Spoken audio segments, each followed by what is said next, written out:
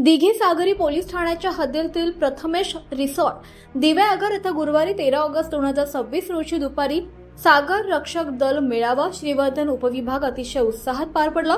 Shrivardhan उपविभागातील police अधिकारी आणि सागरी सुरक्षेतील महत्त्वाचा घटक असणारे कोळी बांधव आणि सागर रक्षक यांच्यातील वाद अधिकच बळकट करण्याच्या उद्देशाने या मेळाव्याचे विशेष आयोजन करण्यात आलं होतं।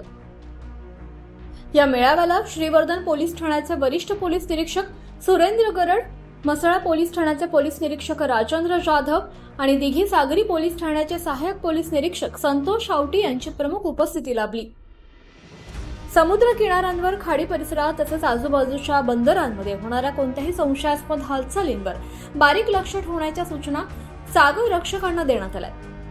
छुप्या मार्गाने किंवा बोटींवरील नोंदणी क्रमांक पुसून मासेमारीसाठी जाणाऱ्या बोटींवर आता कडक कारवाईचा इशाराही देण्यात आला।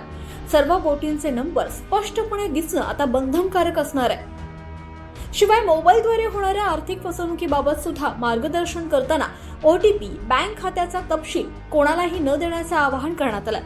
सायबर फसवणूक झाल्यास तात्काळ 1930 या हेल्पलाईन क्रमांकावर संपर्क साधण्याचं आवाहन करण्यात आलंय। कोणत्याही आपत्कालीन परिस्थितीत 112 नंबर डायल करा, याचा वापर करा। तसंच वाहतुकीचे सर्व नियम काटेकोरपणे पाळण्याचे आवाहन सुद्धा करण्यात आलंय।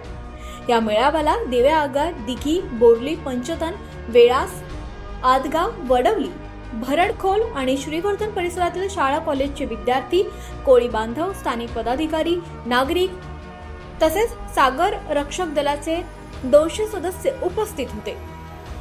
जागृत महाराष्ट्रासाठी कॅमेरामन संदेश पेडणेकर सह प्रतिनिधी संदेश घोलप, श्रीवर्धन, रायगड।